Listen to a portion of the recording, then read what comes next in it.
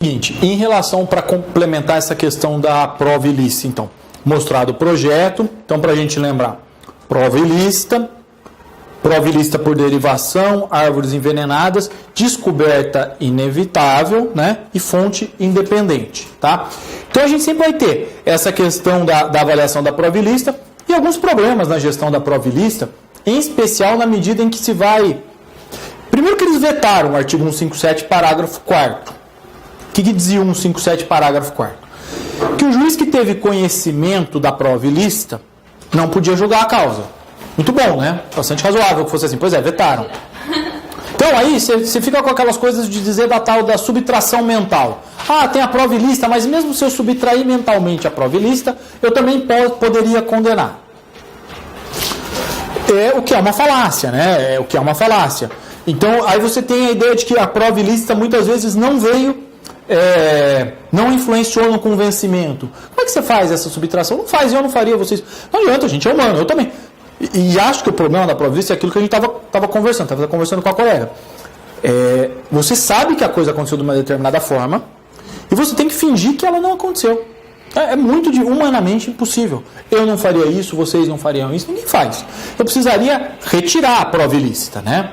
Como ela fica no processo, você tem um enfraquecimento dela. E aí você tem muito uma utilização de uma teoria no Brasil, que é aquela da nulidade, não ser nulidade quando não tem prejuízo demonstrado, né? É um princípio até que eles usam em francês, né? Que é muito complicado também essa questão, tem a prova ilícita, mas não teve prejuízo. Essa ligação civilista desse bendito, desse prejuízo, é um inferno no processo penal. Porque você tem essa percepção de prejuízo, de não teve prejuízo, e de que, portanto, se a prova ilícita não causou prejuízo, ela pode ser admitida. Você tem muita flexibilização nos julgamentos sobre a questão da prova ilícita. Principalmente por essas duas medidas e com essa história da subtração mental. E o que tornou a estrutura também mais enfraquecida ainda foi a questão de um magistrado que viu a prova ilícita poder julgar. Isso é um arrematado, um absurdo, né? Tinha que excluir o juiz. Não adianta... O Auri fala no livro dele, além de desentranhar a prova, tinha que desentranhar o juiz também, porque ele vai para um outro juiz. Porque, gente, não tem como, né? Eu acho que é uma tática da acusação. Tipo, então, tudo mesmo sem delito, só para ele ver e já captou psiquicamente. Aqueles filmes de julgamento que você vê assim, você fala, eu vou orientar o jurado para desconsiderar. Não existe isso, não vai desconsiderar. Isso não existe. Eu não desconsideraria, vocês não. Então esse é um grande problema. Isso foi para encerrar a prova ilícita. Alguém tem alguma dúvida, alguma pergunta a mais? Não? Então tá bom. Vamos prosseguir então por um ponto que muitas vezes não é abordado, mas que vocês precisam saber, que é a cadeia de custódia, da prova no processo penal. Já ouviram falar disso? Não. Cadeia custódia. Então, não, é a cadeia de custódia. E não é para onde vai o preso da audiência de custódia. Vamos lá. Cadeia de custódia, gente, é o caminho percorrido pela prova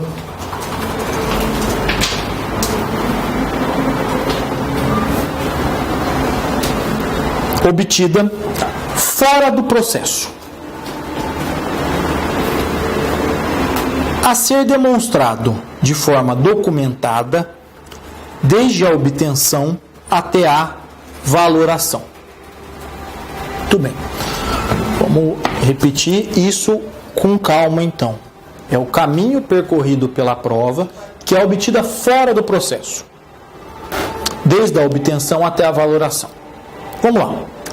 Com uma prova testemunhal, eu não tenho que fazer cadeia de custódia. Por quê? Porque a prova testemunhal é produzida na frente do magistrado. Perfeito? Então, o juiz verifica aquela prova. Porém, tem provas que são produzidas fora do processo. Perícias, exames de DNA, interceptações telefônicas. São provas que são obtidas fora do processo. E eu preciso ter a certeza de que aquele vestígio que foi obtido é o mesmo que foi examinado e que vai ser valorado. Vamos imaginar um crime de homicídio, que isso vai nos ajudar. Vamos imaginar que naquele local de crime exista, por exemplo, o corpo da vítima, a vítima foi morta, e além disso, além do corpo da vítima estar lá, você colhe material nas unhas da vítima, e vamos imaginar que a vítima seja uma mulher, você colhe sêmen na vítima também. e cabelos ali naquele local do crime. E aí você tem a apreensão de um suspeito. E o suspeito insiste que não é ele, diz que não é ele. Então vai ser feita uma perícia para se verificar se aquele material colhido era ou não do suspeito.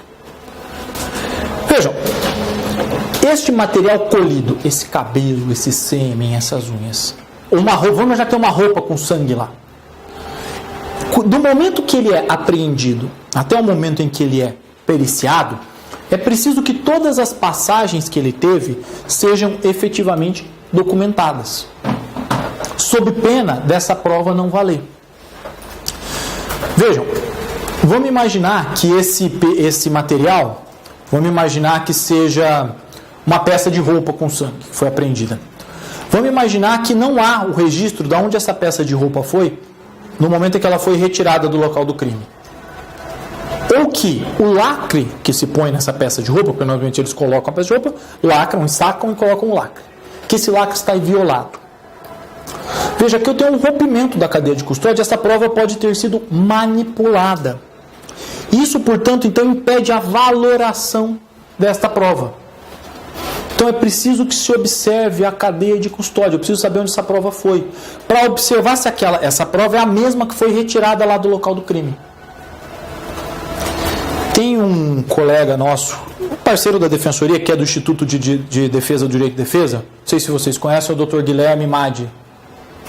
E ele é um excelente advogado, ele fez um júri questionando essa questão da cadeia de custódia, em que havia sido apreendida uma bermuda no local dos fatos, e essa bermuda estava com o lacre rompido.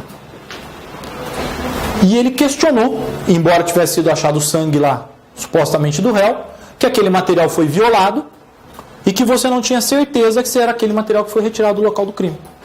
E os jurados, nesse caso, absolveram o réu, por entender que houve essa violação. E essa questão foi trazida para o magistrado várias vezes, e o magistrado reconheceu a licitude dessa prova, mas o júri reconheceu a ilicitude. O mesmo vale para gravações. Por exemplo, gravação e interceptação, tem que se disponibilizar para a defesa a gravação toda. Eu não posso descartar um pedaço da gravação. Por quê? Porque às vezes as falas são retiradas de contexto. Então, tem que se ver isso, essa custódia. A prova tem que ter sempre sido custodiada. Para quê? Para se ter certeza, gente, que aquela prova é a mesma prova que foi obtida no local do crime. O Auri Lopes Júnior fala em princípio da mesmice. Mesmice não é mesmice como é mesmice em português. Ele usa o termo mesmice em espanhol, que é a questão da prova ser a mesma, ser autêntica, que é uma garantia que a gente tem dessa percepção. Eu recentemente tive um caso que eu pedi a cadeia de custódia de uma prova, que era um material que foi retirado de uma vítima, e eu tinha dúvidas, mas de fato nesse caso o delegado mandou, ele foi colhido aqui, ficou ensacado, foi para tal instituto, voltou só os peritos manipularam, tal. Realmente a cadeia de custódia tinha sido respeitada, o que provavelmente vai levar à condenação do meu defendido, mas enfim, tinha sido respeitada a cadeia de custódia. E isso é muito comum em casos de exame de DNA, porque muitas vezes se tem a ideia do DNA ser a prova decisiva, mas é uma checagem que o defensor tem que fazer, ou o promotor, nessa questão da cadeia de custódia. Tá certo? Alguém ficou com alguma dúvida disso? Então, muito bem. Então vamos passar agora para as provas em espécie. Tá? Dá uma geral aqui com as provas em espécie para vocês. Pode passar, tem mais uma, mas pode passar. Aqui é de produção antecipada, que é do 366, não é um ponto tão relevante, para a gente dar uma adiantada e já ir para as provas em espécie. Aqui então nós vamos fazer um apanhado geral, gente, das provas em espécie, tá? Bom, o Código de Processo Penal prevê então, do 158 em diante, as espécies de provas então, tá? Que são admitidas no processo penal. Tá? Há um rol aí de provas que são admitidas. Vai começar pelas perícias, vai seguir pelo interrogatório, pelas confissões, reconhecimento, indícios e provas documentais. Tá? Então vamos repetir essa ordem: perícias, interrogatório, confissão, oitiva do ofendido, testemunhos, reconhecimento, prova documental e busca e apreensão. Quer dizer, busca e apreensão está previsto como prova, mas não é efetivamente prova, né? É um meio de obtenção de prova, na verdade. Busca e apreensão não é uma prova efetiva, né? É um meio que você usa para obter uma prova, né? Vocês sabem essa diferenciação de meio de prova e meio de obtenção de prova. A busca e apreensão está erroneamente colocada no capítulo do código porque ela não é um meio de prova efetivamente, ela é um meio de obtenção de prova, né? Tá? Beleza, vamos começar então pela perícia. Bom, perícia, gente, é um exame que exige conhecimentos técnicos, científicos ou artísticos e que serve ao convencimento judicial. Então, é um exame que vai ser feito por um expert, que nós normalmente determinamos perito, e que ele vai trazer uma conclusão sobre determinado fato. Tá? Vejam, há no Código de Processo Penal disposição, podemos descer mais para baixo lá, de que quando a infração, é 158, isso aqui, ó, quando a infração, peraí, bora, isso aqui, vamos lá, quando a infração deixar vestígio, será indispensável o exame de corpo de delito, direto ou indireto, não podendo supri-la a confissão do acusado. Tá?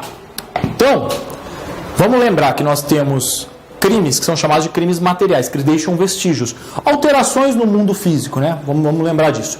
Esses crimes, então, para ter a sua materialidade demonstrada, vão exigir exame pericial. O homicídio é assim, o exame no corpo da vítima, se ela faleceu, ou o laudo de constatação dos ferimentos. O porte de arma é assim, precisa constatar que aquilo é uma arma que aquela pessoa estava portando. O porte ou a venda de entorpecentes também é assim, precisa constatar que o que aquela pessoa estava portando é um entorpecente.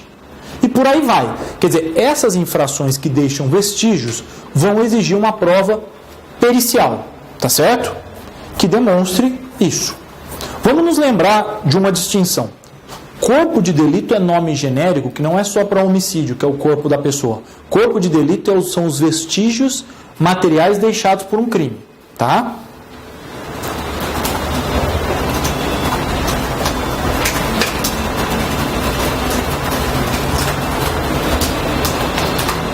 Muito bem. O exame de corpo de delito é o exame, o nome genérico é o exame nesses vestígios deixados pelo crime.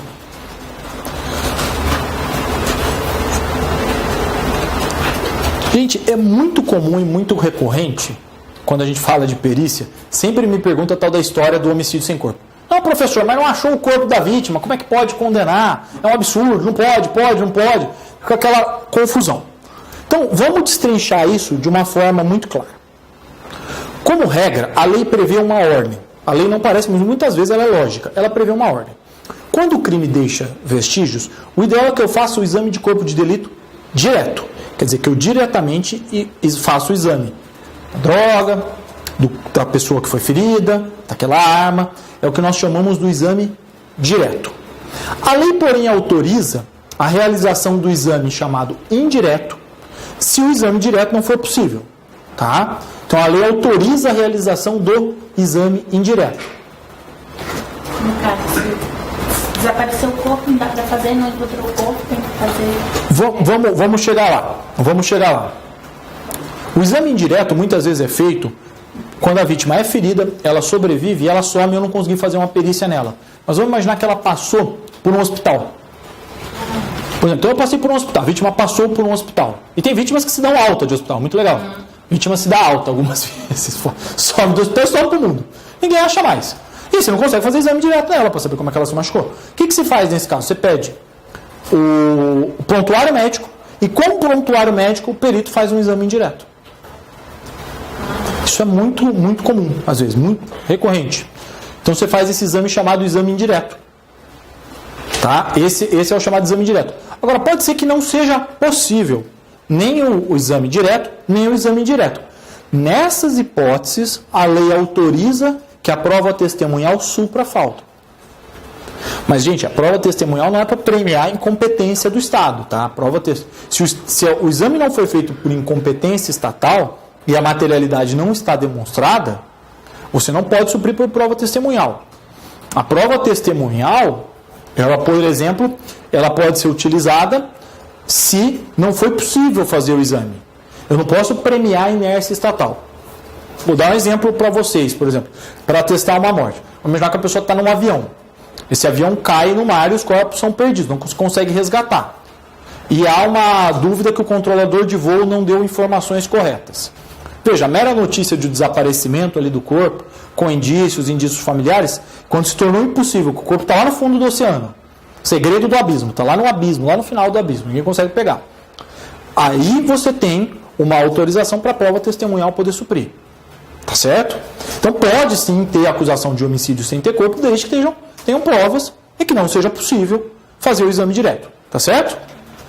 Isso em relação à questão das perícias, tá? A perícia, gente, em regra, ela é feita no momento, no inquérito policial. Ela é aquela prova cautelar irrepetível que a gente chama, tá? Então ela vai vir, normalmente, ela vai ter um preâmbulo, uma exposição, uma discussão e uma conclusão. Tá? Pode isso, acho que tá, peraí. Descer mais, pode descer mais. Isso, tá? Uma última conclusão que é importante dizer, coisa que é importante dizer para vocês é o seguinte: em relação à perícia, nós temos uma disposição no Código de Processo Penal que as conclusões do perito não vinculam o juiz, que pode eventualmente refutar um laudo, tá? Obviamente que de uma maneira devidamente fundamentada, né? Não é mero ato. Mas tem caso, vou dar um exemplo para você de um caso que até foi engraçado, que eu achei até que foi injusta a decisão. Um tempo atrás, eu fiz a defesa de 2 rapazes que foram acusados de um homicídio em Jundiaí, e além de matar a vítima, teriam ateado fogo na vítima. E a acusação era exatamente essa, que a vítima teria sido morta com o uso de fogo. A alegação deles é que eles agrediram, eles eram todos moradores de rua, e era numa estação abandonada de trens que tem lá em Jundiaí. E a alegação deles era de que foi uma briga, e que eles deram um golpe, jogaram um paralelepípedo na cabeça da vítima, que a vítima faleceu, e que eles, no entendimento deles, iam apenas queimar o corpo para não ter vestígios daquilo. Só que acontece que a hora que eles foram, a perícia concluiu que a vítima estava viva a hora que foi ateado fogo, porque tinha fuligem na traqueia. E a gente conseguiu, graças a Deus, afastar as qualificadoras. Então eles pegaram um homicídio simples e a qualificadora do fogo foi afastada pelos jurados. O Ministério Público recorreu, dizendo que os jurados estavam ignorando a perícia. E a gente colocou, olha, eles não estão ignorando a perícia. Ninguém disse que esse indivíduo não foi morto, o corpo não foi queimado, que não houve queimadura. O que está se dizendo é que eles não tinham o dolo específico de queimar a pessoa viva, que é muito diferente. E quando você leva um golpe de paralelepípedo na cabeça e está desmaiado, você imagina que ele morreu. Isso eu pensaria, vocês pensariam. Então, que aí você teria autorização para afastar a conclusão do laudo. E que, inclusive, o artigo 182 autorizaria isso. Infelizmente, o tribunal mandou voltar. Esse julgamento vai ter de novo. Né? Vai ter de novo, com base nisso. E a gente vai tratar dessa mesma questão. Falou, olha, inclusive é engraçado, porque quando é eventualmente o magistrado, ele pode se afastar do laudo. Já o jurado, não. E não é um absurdo, nesse caso, se afastar do laudo. Pelo contrário, você não tem um dolo específico. Quer dizer, um homicídio qualificado pelo emprego do fogo, você tem que imaginar, olha, eu vou tacar fogo no que eu quero que ele sofra mais. Eu quero só que ele morra. Que ele morra sofrendo. O que não é o caso aqui, né? Então essa foi uma discussão muito interessante sobre a questão de perícia. E do que a perícia demonstra ou deixa de demonstrar. Bom, vamos seguindo aí. Tudo tranquilo sobre as perícias? Então, gente, então vamos para o interrogatório, tá? Bom, primeiro que tem uma discussão, né? Sobre se o interrogatório é um meio de defesa ou se é um meio de prova, né? Eu, quando preparei a aula, estava consultando o material do Badaró. O Badaró fala que ele é um meio de defesa. E, de fato, o interrogatório é um meio de defesa, porque se fosse um meio de prova, o acusado não poderia se omitir de responder as perguntas ou de dizer a verdade. Aliás, uma pergunta, vocês acham que está correto o réu poder ficar em silêncio? Ficar em silêncio não digo. Você acha que está correto o réu poder não dizer a verdade no interrogatório?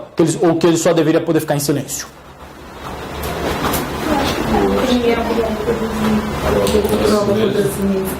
Vocês acham que está correto? E aqui no Brasil não tem crime de perjúrio, né? Sim. Então, mas nós deveríamos ter um crime de perjúrio? É correto que se tenha? Não, eu acho que não também. Eu queria ouvir. Não, eu acho que não também. Eu concordo com vocês. Eu acho que. Pode mentir, né, no caso. Não temos essa condição ainda. Como é que é? Não temos essa condição. Não, mas. É uma questão do uso do direito de defesa. Tudo isso vem com uma construção histórica, né? Defesa e amplitude, né? E vinha da ideia de você usar a confissão como rainha das provas e a confissão vir como obtida muitas vezes sob tortura. Então, daí que advém isso. Gente, o interrogatório ele vai ser dividido, todo o interrogatório, em duas partes. Tá? Primeiro você vai ter o interrogatório sobre a identidade do acusado. Quem ele é, onde ele mora, essas condições pessoais dele. Tá? E depois o interrogatório é feito sobre os... Isso está aqui. Deixa eu só diminuir um pouquinho. Isso. Porque a luz ali acende e parece que está pousando um disco voador aqui do meu lado. Isso. Então, primeiro sobre a pessoa do acusado e depois sobre os fatos. Né? Então, sobre a pessoa do acusado, o réu tem que dar as informações corretas, tá? Ele não pode ficar em silêncio. Quem sou eu? O senhor que descobriu, não vou falar nada, não pode. Tem que falar onde está, onde mora, dar a qualificação, tá? Isso ele tem que responder. Não é que às vezes a gente se empolga, não vai responder nada. Não, mas isso aí tem que responder. Quem ele é, onde ele mora, se é casado, tem filho, esse tipo de coisa, ele tem que responder, tá? A autorização ao silêncio, ela vem na segunda parte do interrogatório, que é sobre os fatos. E aqui o artigo 187 dá um roteiro das perguntas que o juiz tem que fazer. Tá? O senhor cometeu crime, o senhor está sendo acusado, olha como é que é, o que aconteceu, o senhor foi o senhor, como é que esse fato se deu. Nisso que vai consistir o interrogatório. Tá?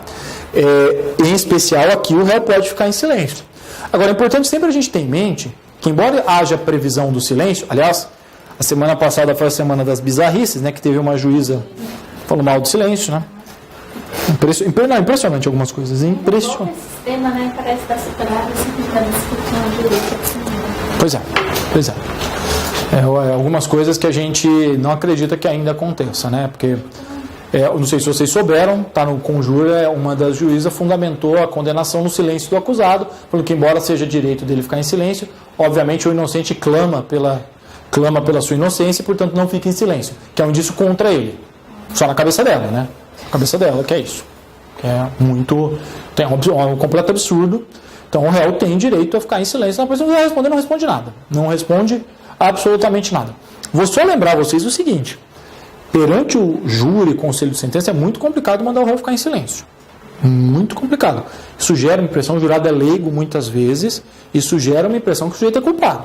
Então, tem que pensar, usar com parcimônia esse direito, pensar com muito cuidado se vai orientar ou não, ou se vai orientar ele, por uma coisa que pode ser feita, é orientar ele não responder as perguntas quando uma pergunta é inconveniente. Você orienta. Eu, por exemplo, muitas vezes o juiz que eu trabalho, ele faz as perguntas de modo educado, eu deixo responder. Aí a promotora começa a fazer, eu vou e mando ele não responder. Ela fica meio brava, tal, mas ela já assimilou. Ela fica brava, falando que eu não podia fazer isso, tal, mas agora já assimilou e posso, claro que posso. O direito de ficar em silêncio. Porque para pôr o defensor lá, o defensor fica lá inerte, deixando a pessoa no interrogatório falar um monte de coisa que não precisa, então põe uma samambaia no lugar do defensor, né? Vai ficar lá parado, olhando para... Então, tá lá para isso, ela não responde. Ué, gente, mas tá lá para isso. Então, essa é a questão do silêncio. Na delegacia na delegacia não conta nada. A delegacia nunca é bom falar, na verdade. É verdade porque é muito difícil você, na delegacia, ter os elementos. Na delegacia é complicado você ter o quadro completo para poder orientar qual a melhor estratégia a ser seguida. Porque muito da defesa que vai ser feita precisa de uma estratégia para ser traçada. E às vezes no calor do momento você tem que de improviso pensar numa estratégia, às vezes você piora as coisas. Porque o que acontece? Você fala na delegacia, você vincula o cara, e aí você tem que defender aquilo, você morre abraçado com aquela defesa. Esse que é o problema, né? Você tem que pensar. De todo jeito é ruim. Se não fala nada, muitas vezes o juiz menciona na na fase. Eles não gostam muito. Eles não gostam muito, mas às vezes é melhor eles não gostarem muito, mas aparecer uma versão concatenada na segunda fase, do que aparecer uma bobagem e você morrer abraçado com a bobagem.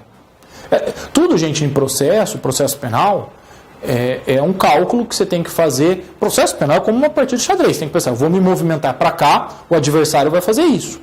Eu vou fazer isso aqui, ele vai fazer isso, ele vai fazer isso. E tem que pensar desde o começo. Então eu vou falar isso aqui. Às vezes você fala uma coisa na delegacia que você já se possibilita o adversário te dar um checkmate. Você já expõe o rei lá, pronto, vai. Então você tem que pensar muito processo, e não é só processo penal. Processo civil, processo trabalhista, tributário, eu não tenho muita noção para falar para vocês como é que funciona, mas você tem que pensar nisso. Eu vou pedir isso aqui, ele vai falar isso. Você tem que sempre antecipar. O bom defensor, o bom promotor, o bom advogado, ele antecipa mais ou menos como é que a coisa vai sair. Vai falar isso, fulano vai falar aquilo, vai ter que colocar isso aqui. E às vezes na delegacia você não tem tempo hábil. Então você vê de improviso, você fala besteira. E aí para falar besteira é melhor não falar nada. Então é melhor não falar nada. Nas audiências, o acusado normalmente se perde muito das suas orientações, assim, pressionado? Ou ele consegue seguir? Alguns se perdem e alguns se mantêm. Tem todo tipo de réu. Eu falo com eles no CDP antes. Então eu vou com muita calma, oriento qual é a acusação, o que são as provas que tem contra ele. Muitas vezes o problema é a versão fantasiosa. Quer dizer, vem uma versão mirabolante. Fala, isso aqui não dá, isso aqui não tem condição, a gente não vai conseguir te ajudar com isso. Menos, né? Menos que aí tá debaixo. Então trazer ele para essa real. Teve um que eu fiz audiência essa segunda-feira. Era um tráfico, e aí ele era o viciado. E assim, na polícia ele tinha confessado e tinha indícios que eram eles. Os policiais contaram. E ele já era reincidente. Aí eu falei para ele, olha, melhor você manter a confissão. Pelo menos, eu falei, o prejuízo é menor. Você vai pegar uma pena, tudo bem. Sou eu que vou ficar 5 anos, mas é um estrago menor. Não é melhor você confessar, manter, não fui eu, não tinha nada com isso, só estava lá usando droga. Resultado, contou isso. Os policiais vieram e confirmaram, tomou 6 anos e meio. E porque a juíza ficou irritada com ele, claramente. Então tem que pensar muito também a versão que vai ser, porque ninguém é bobo. Né? Os outros não são bobos, né? Agora tem gente que acha que os outros são tontos. Vai contar uma história mirabolante, o outro burro vai cair. Não é. Ninguém é tonto. Gente, mas tem umas coisas que tem que dizer para você. Tem que pensar muito. Olha, o cara vai contar no interrogatório uma versão mirabolante, o próprio defensor tem que cortar e falar, não faz isso, você vai se prejudicar. E tem gente que é cabeça dura. Você fala, a pessoa teima. E com o tempo, se você conseguir orientar, passar com o tempo, as pessoas normalmente percebem e se ajudam. No geral, eles se ajudam. A hora que você põe e tal, traz. Agora, tem gente que vai na negativa burra, né? Não tem jeito. Tem gente, roubo muitas vezes, o cara vai numa negativa burra. Tráfico, muitas vezes, cai esse confronto com o policial. Esse tráfico ainda era pior, porque era pouca droga. Mas os policiais tinham presenciado ele comercializando. Porque se era pouca droga, ele poderia até dizer que ele era usuário. Se era pouquinha. Mas, e você teimar aí, é uma estratégia fadada de sucesso. O Alexandre Moraes da Rosa, acho que eu falei para vocês na outra aula, do Guia do Processo Penal conforme a teoria dos jogos. Ele fala das estratégias dominadas e dominantes. Essa estratégia de insistir contra depoimento policial é o que a gente chama de estratégia dominada. Estratégia vencida, né? É aquela coisa. Tem que saber isso, como a coisa funciona. A gente pode até ter a gente gostaria que a coisa fosse de outra forma, mas a gente tem que saber. Tem que saber como funciona, né? Não dá para ser ingênuo. Se iludir com uma coisa que não vai ter resultado, você tem que trabalhar outras partes do processo. Exatamente. O que o advogado pode ajudar. E avaliar, né? Avaliar como o réu fala, como ele se expressa, orientar o que ele deve. É uma das grandes oportunidades da defesa ajudar, né?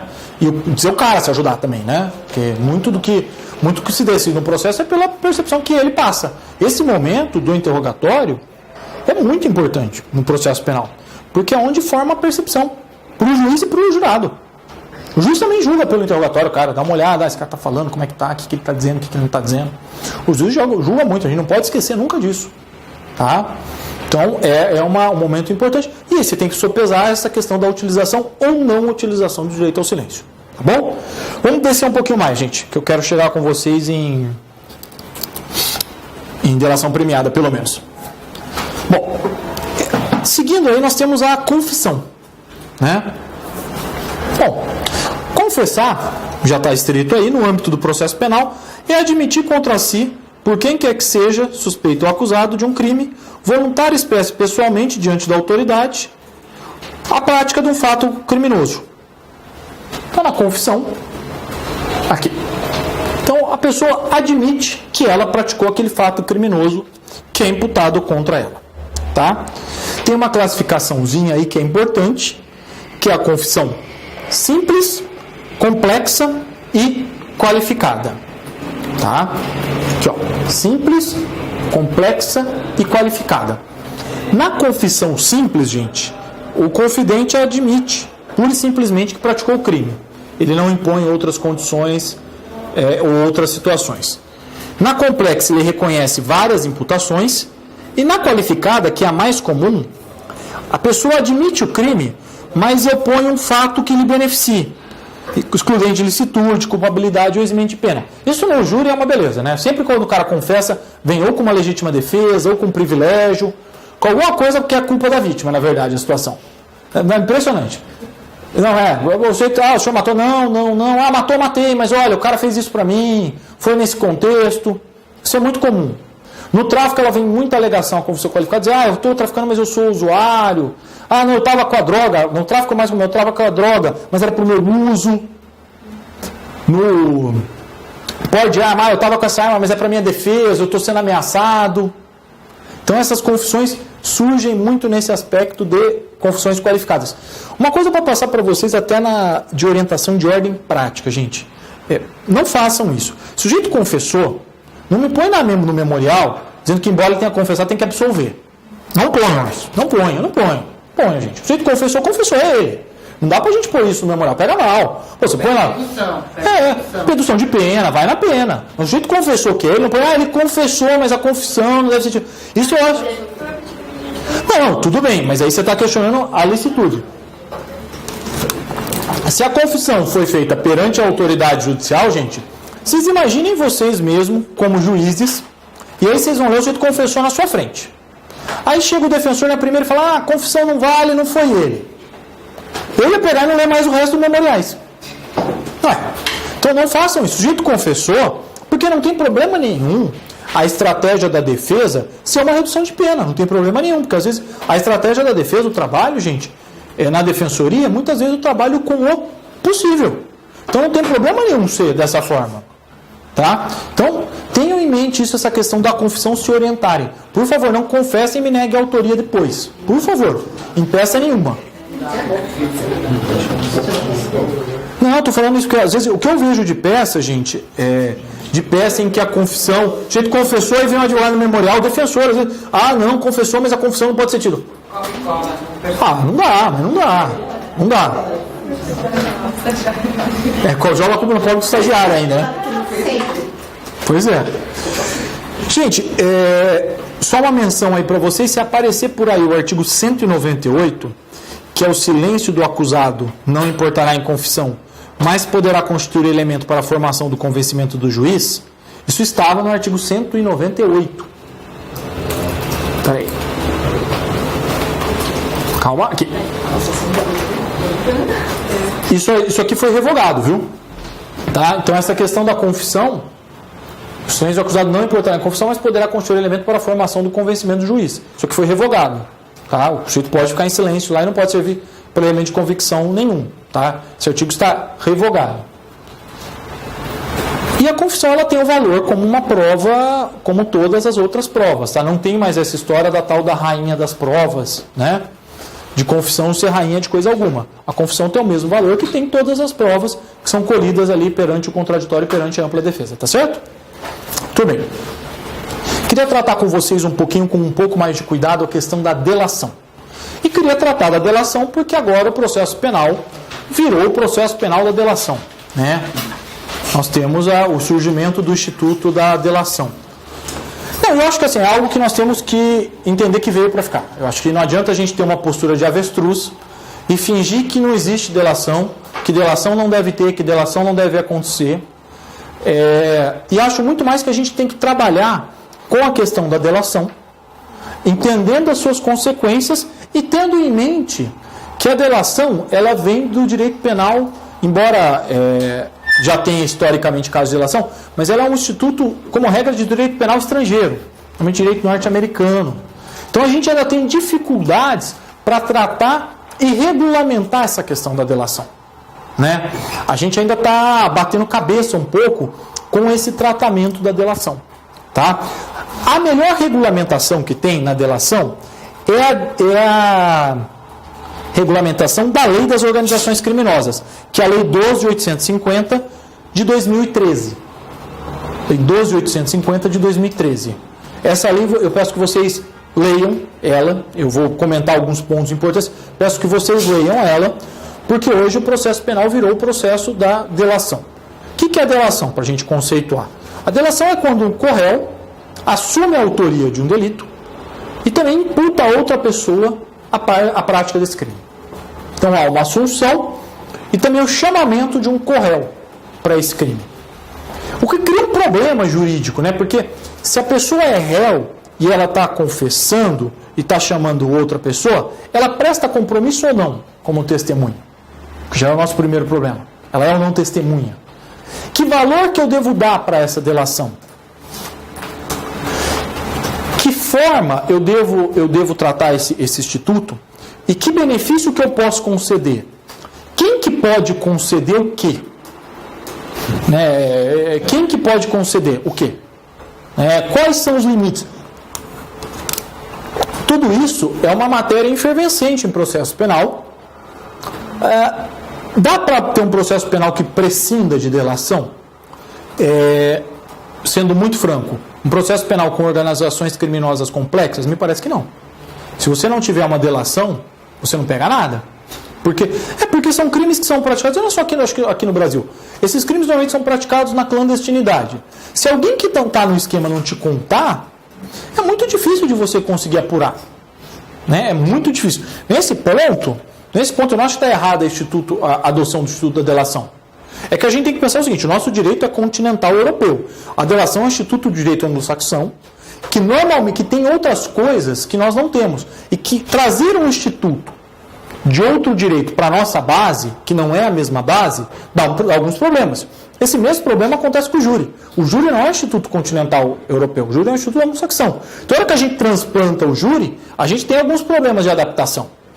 E a delação acontece a mesma coisa. E a delação vem muitas vezes num contexto em que tem a plea bargain, que é a barganha, que os americanos chamam. A justiça negociada. Só para lembrar para vocês, 97% dos processos nos Estados Unidos terminam com barganha. É muita coisa. É muita coisa.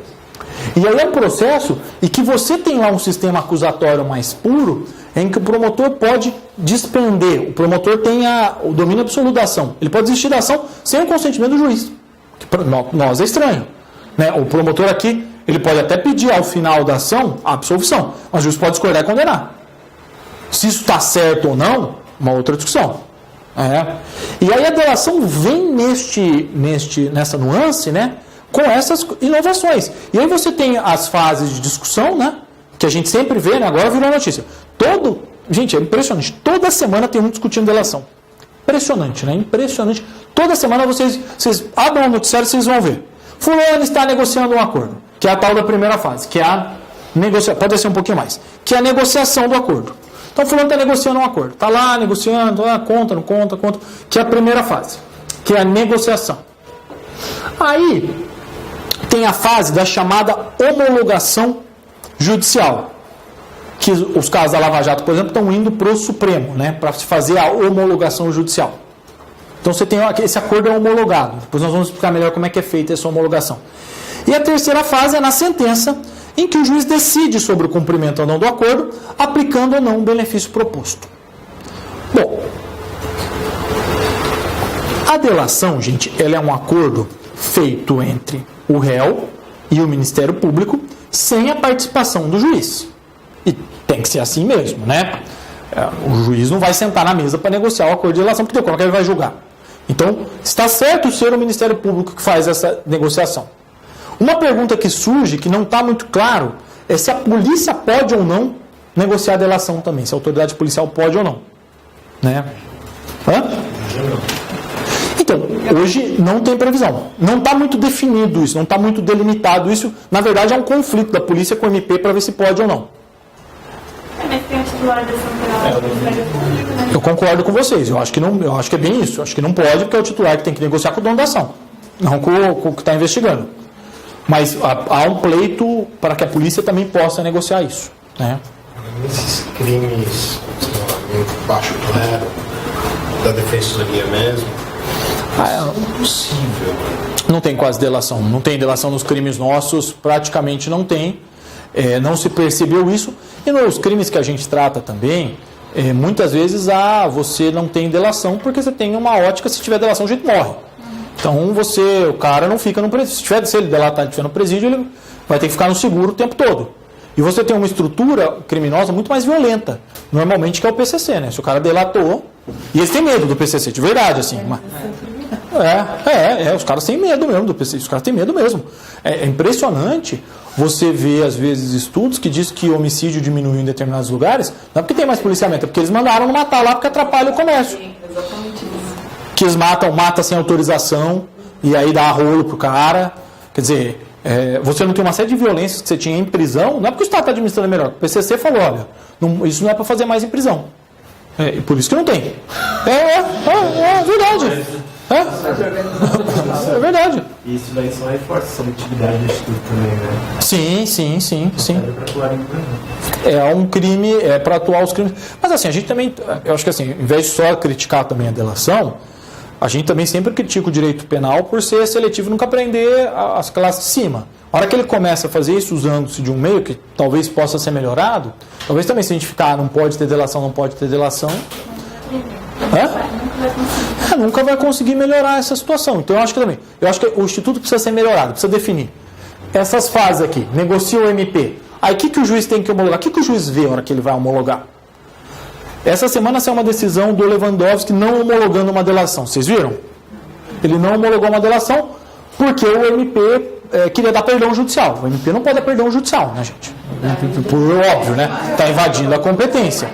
A lei não pode dar perdão judicial. Então, o que o MP pode fazer? E a própria lei da delação, essa lei 12.850 prevê. O MP pode suspender o prazo para oferecer denúncia por 6 meses, pode deixar de oferecer a denúncia e pode depois, se a colaboração for após a sentença, dar uma redução de pena. Isso está na lei, isso pode ser feito. Eles estão fazendo algo nas delações que eles estão dando regime que não comporta a lei. Isso também precisava estar regulamentado. O cara dá 20 anos de pena e dá semiaberto. Da prisão domiciliar. Estão dando prisão domiciliar para um monte de delação. Ele poder não oferecer denúncia também não viola o Ministério Público de disponibilidade do interesse público? Então, aqui me parece que é uma exceção. É uma excelente pergunta. Eu estava pensando nisso que eu estava ouvindo hoje. Me parece que não. E eu vou dizer por quê. Porque aqui é uma lei especial para esse tipo de crime que excepciona a regra geral da indisponibilidade. Então, não me parece que seja o caso por causa disso.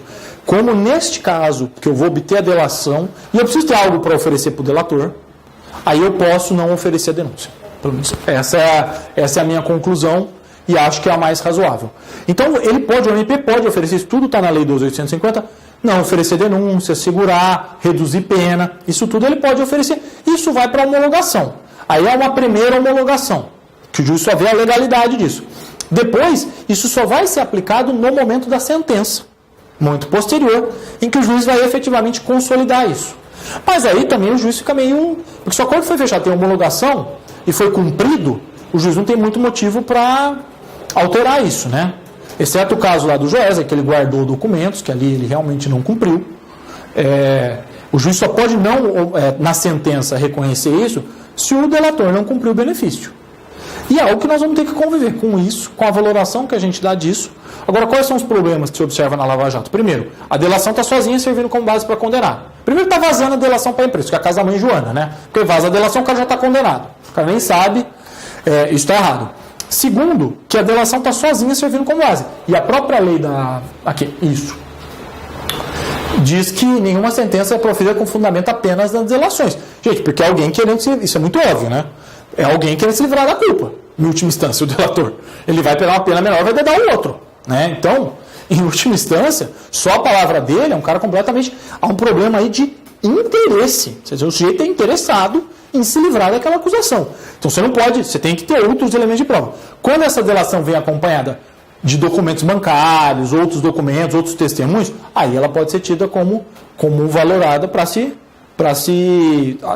dar base para a condenação. Diga. Uma vez só, uma delegada vim com o papo de que ia falar com o MP para tentar melhorar a situação da pessoa. Fala, é impossível. Sim. Não, depende, não sei o que ela vai falar, o que ela te propôs, depende. Era um estelionato, faz um tempo já, e eu estava lançado. Mas a ideia era que a pessoa entregasse as outras tal para...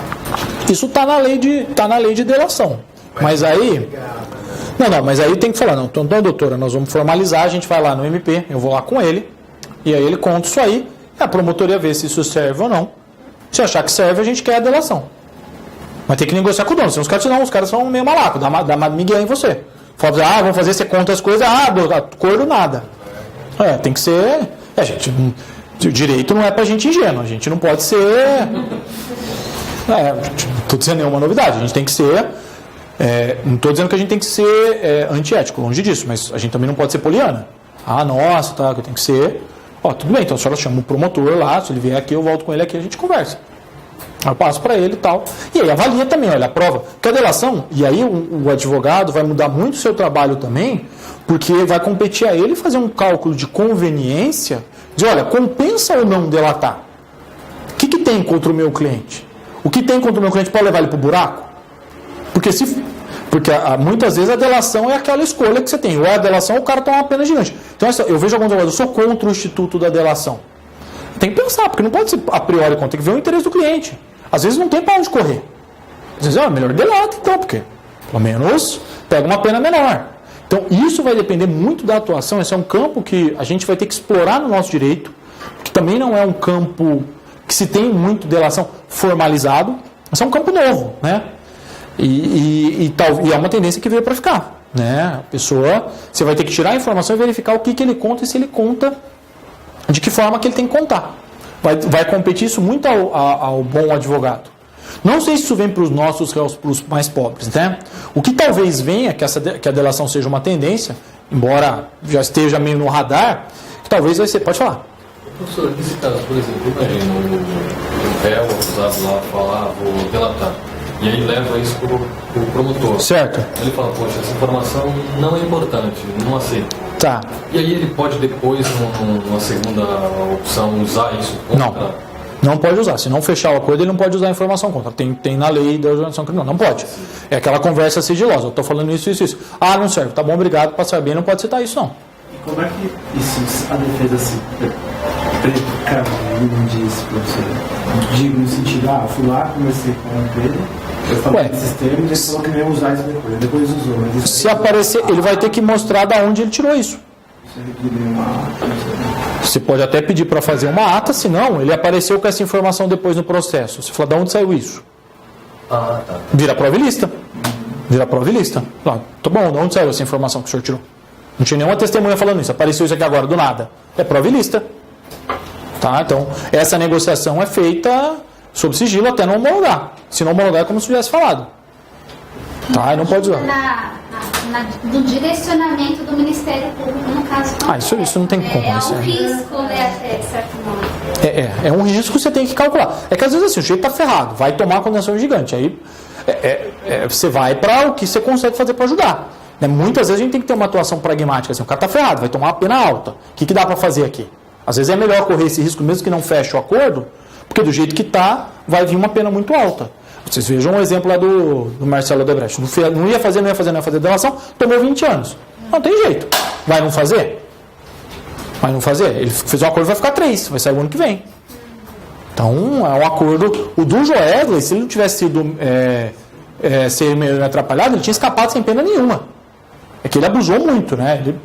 Ele não cumpriu o negócio, ainda foi lá e ainda vendeu a ação antes de desvalorizar.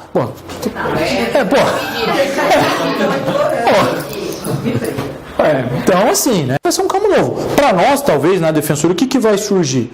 Vai surgir muitas vezes Talvez vai surgir uma questão de ter uma barganha, talvez o que se discute no processo penal, talvez seja uma tendência, é da gente passar a trabalhar com a barganha, da confissão e se abrir mão do processo. Nos moldes, talvez, para os outros crimes, do que se faz com a suspensão do processo. Talvez a gente evolua para algo assim. E aí vai ser que verificar se você vai ter que negociar pena, vai negociar confissão, vai negociar pena, vai negociar o quê? E até onde o defensor pode ir? Quer dizer, você pode fazer um acordo? Nos Estados Unidos você pode, por exemplo, você faz um acordo e o cara vai preso. A gente pode fazer um acordo, vai poder fazer um acordo e o cara vai preso? Ou se o acordo resulta em prisão, não dá para fazer acordo, tem que tentar lá ainda. Isso é um... Vale o roubo, Então. por outras pessoas, o tráfico, mas o projeto você não tem nenhuma prova documental. Então. E assim, meio de boca, publicando. É tudo para a gente pensar. Talvez o processo vai evoluir para isso. Sim. Diga. E sempre com autorização expressa, né? Do que? Do acusado, sim. Não, talvez chegue em alguns casos, se isso evoluir, em que a gente vai ter a percepção assim, vai chegar para o acusado e dizer, meu filho, você vai tomar uma condenação alta. Você não quer confessar, a gente tenta negociar pelo menos uma pena menor? Talvez, ao invés de ficar teimando contra o óbvio, seja mais fácil fazer isso. Talvez o processo caminhe para isso. A gente... Difícil que a gente tenha certeza se isso vai chegar. Né? Mas a delação premiada é uma realidade que está aí, né? E ela muda uma série de coisas do processo penal, por isso que eu queria tratar com vocês. Embora ela, na defensoria ela não é a nossa realidade, ela acaba sendo, hoje o processo criminal, gente, é o processo do crime financeiro, e a grande realidade, as medidas são tomadas para isso, né? Então é importante que vocês tenham a percepção que isso podem ser perguntados em concurso sobre essa questão da delação, tá bom? Mais um pouquinho, vocês aguentam? Bom, queria tratar um pouquinho com vocês da questão da prova testemunhal. Tá? Eu pulei aqui as declarações do ofendido, fui para a prova testemunhal. Tá? Que é a prova por excelência no nosso processo penal. Quem que é a testemunha, gente? Testemunha é um indivíduo que, não sendo nem parte nem sujeito interessado, depõe perante o juiz sobre fatos pretéritos, relevantes para o processo e que tenham sido percebidos pelos seus sentidos. Então, a testemunha é aquele que, de alguma forma, tem uma informação relevante para o processo. Tá? A gente ainda tem problemas na nossa questão testemunhal por uma regulamentação que não é muito adequada. A gente, por exemplo, admite algo que me parece equivocado, que é o tal do testemunho de ouvir dizer. Né? Se eu ouviu dizer, eu admito esse testemunho. Não é o ideal. O ideal era que a testemunha fosse testemunha direta do fato. E a testemunha ela vai contar, então ela vai trazer uma informação sobre o fato relevante que ela tenha. É a prova por excelência no nosso processo penal. Tá? A testemunha, a gente tem muito pouca prova pericial, o nosso processo penal, como regra, é calcado em testemunha, com todos os problemas que prova testemunhal tem. Que é uma desgraça, que é uma desgraça, né? Que é para dar confusão. O que a gente vai em audiência, que a testemunha falou uma coisa, chega lá, muda, é outra coisa, e derruba a defesa ou a acusação, é uma grandeza, né? Então, a prova testemunhal, mas é a que é mais usada, né? Então, a gente tem algumas classificações das testemunhas diretas ou indiretas. Tem as pessoas que são, essas também mais básicas, vocês sabem, testemunha direta que viu o fato, indireta que tem uma outra informação, não presenciou. Nós temos aqui os impedimentos, né? Todo mundo tem obrigação, como regra, de ser testemunha, né? Nós temos aquela limitação de que o parentesco com o acusado, previsto no 206, tá? Nós temos, então, a ausência de compromisso da testemunha quando ela for deficiente mental ou menor de 14 anos, e nós não temos uma regra de exclusão também. Porque o grande problema da testemunha, nós temos a tal da regra da contradita. A gente pode contraditar, mas não tem uma regra clara de exclusão. As hipóteses de você poder contraditar não são tão claras. O nosso processo ele permite, na minha opinião, a oitiva de várias pessoas que são muitas vezes irrelevantes para o caso ou que não têm informações. Por quê? Porque você pode fazer a contradição da testemunha. O código não é muito específico da exclusão. E aí você tem a ideia do sujeito prestar compromisso ou não prestar compromisso. Então, fica com uma série de problemas o nosso processo penal em razão dessa questão da prova testemunhal. Você acaba admitindo gente demais. E aí você admite também a figura do informante. Tá? E para complementar essa questão, os nossos principais focos são as testemunhas policiais e o testemunho infantil, né? Que nós hoje temos a admissão, né, da testemunha policial e do testemunho infantil. O testemunho infantil, a gente está vivendo uma verdadeira explosão hoje, né? Principalmente em casos de abuso sexual. A gente tem muitos casos de testemunhos infantis, o que é uma agonia para a defesa, imagino para a acusação, porque você não sabe se o testemunho infantil nesse caso é verdadeiro, se ele pode ser valorado, se ele não pode ser valorado. Você passa por um corpo de psicólogos que você não sabe também se tem a devida condição de auferir isso. Então essa questão do depoimento infantil hoje, ela vem sendo uma questão bastante complicada para se lidar, para se trabalhar. Fora que você tem o problema de revitimizar a criança, né, que muitas vezes o juiz pergunta, não, olha, a criança, o juiz pergunta, o senhor sofreu isso? Não quero falar. Não, o senhor não quero falar. Olha, mas você precisa me dizer. Aí a criança começa a chorar. Meu Deus! Então a gente também tem muito problema de fazer o depoimento com dano à pobre da criança, porque a gente submete a criança a uma nova situação, e muito de dificuldade na aferição da veracidade dessas informações. Quer dizer, se isso não é um parente querendo uma ex-esposa, um ex-marido, um novo companheiro, querendo ali, numa ação de separação, isso é muito comum, essas acusações surgem em questão de separação, tumultuar, tirar direito de visita, e é uma acusação assim, que as pessoas normalmente ficam chocadas, muitas vezes a acusação de difícil prova pericial, sinceramente é um transtorno essa questão do depoimento infantil, que em tese não é admitido, mas é ouvido como informante, então é dizer a mesma coisa que é admitido. Não é admitido, mas eu uso como informante, então... Pois é. E você fica nessa questão do depoimento infantil. É um dos principais problemas que a gente enfrenta na prática hoje, a questão do depoimento infantil. E a outra questão é do depoimento policial, né? Que esse, na minha opinião, é até mais fácil de resolver. A gente tem uma adoção irrestrita ao depoimento policial, de modo que se o policial testemunha de uma forma, há uma condenação quase como regra. Muitas vezes, nenhuma análise crítica do que é dito é feita. Você tem ali o depoimento do policial, que serve para condenar, principalmente em caso de tráfico. O policial confirmou que aquele indivíduo estava vendendo droga, acabou. E muitas vezes, se você leva testemunho de defesa, a testemunha ainda leva um falso testemunho, por dizer que não foi daquele jeito. É uma questão complexa. Eu acho que é uma adoção, é uma postura que a gente muitas vezes milita contra, bate contra, e que poderia ser resolvida, né? Todos os policiais militares usam fardas e colete à prova de bala. Não custa enfiar uma câmera no colete à prova de bala e eu ligar ali e verificar todas as diligências que eu fiz. E uma câmera na viatura também. Não custa. Não custa. Algumas tem, geralmente é desligada, né? Então, mas o problema é um judiciário que aceita isso, né? Porque se começar a falar, eu não vou condenar se não tiver isso, olha, essa história é uma... Você consegue. O problema não é nada contra a polícia ou o policial, porque muitas vezes o cara prende, às vezes o cara está vendendo droga, mas vai vendendo e prende. A questão é, muitas vezes, você deixar todo esse poder na mão de uma pessoa só. E não fazer uma fiscalização disso, né? Quer dizer, você deixa solto ali essa questão testemunhal na mão de uma pessoa só que pode ali decidir o destino de outro. Num cenário, muitas vezes, que a gente sabe que, infelizmente, ainda existem muitos maus policiais, que você tem fraude, que você tem extorsão, tem gente tentando arrancar dinheiro suspeito. E nós deixamos, né? Isso vem sendo. Isso é um dos maiores problemas dessa nossa questão. Não é dizer que ninguém é suspeito. Mas, veja, se você fez a diligência, ninguém faz um trabalho para querer dizer que está errado. Não tem jeito, isso não existe. Eu não vou fazer, vocês não vão fazer. É uma estruturação do processo. Veja, você fica de campana, eu não consigo compreender, você fica de campana, eu estou aqui de campana, observando ali uma movimentação. Gente, eu pego um celular que eu recebo da corporação, ligo e falo, olha, tá vendo? Estou filmando. O réu pegando ali, correndo ali, réu pegando ali, olha. Foi feito, vamos lá prender. Bom, gente, não tem sentido não se fazer as coisas dessa forma. Não tem nenhum sentido não se fazer as coisas dessa forma. Agora, a hora que começar a ser barrado isso, não aceito. E aí fica, muitas vezes, o magistrado naquele terreno, Jundiaí é uma cidade menor, eu conheço, em Jundiaí acontece isso, não sei como é que funciona aqui na capital. Eu conheço esse policial, eu sei que ele não presta, então se vem ele eu absolvo. Mas também tem muito critério. Mas é muito jovem.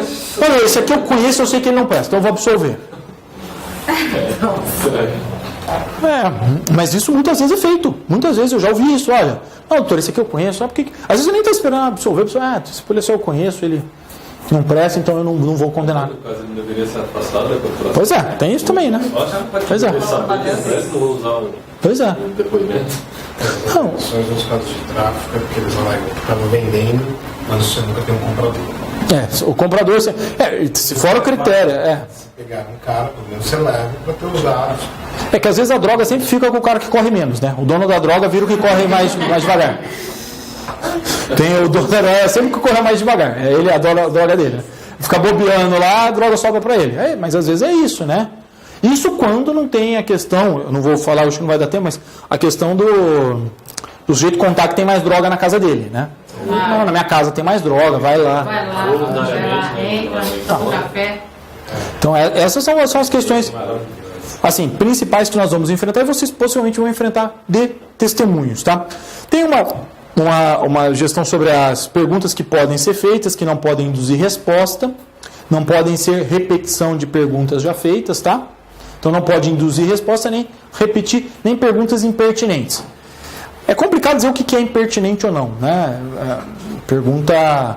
Tem partes que induzem a resposta, vão tentando induzir a pessoa a falar. Né? Então, isso é algo que tem que ser monitorado também pelo magistrado. Que, embora o magistrado não possa fazer perguntas, em tese ele é o destinatário da prova. E ele tem que prezar porque as perguntas sejam feitas de acordo com o regramento do código, né? Que veda, então, as perguntas repetidas, as perguntas impertinentes e as que importem repetição de outra pergunta. Tá? Isso é um trabalho que o magistrado tem de fazer, de fiscalizar a questão das perguntas. Tá? Infelizmente, algumas vezes é feito só para defesa. Às vezes você não tem uma balança que é feita também para o outro lado. Né? Gente, basicamente de testemunho era isso que eu queria dizer. Eu vou encerrar por aqui, porque eu não sei que horas que fecha o estacionamento lá do lado, eu acho que é 11 horas. Eu acho que é 11 horas. Queria saber se alguém de vocês ficou com alguma dúvida. Eu tentei...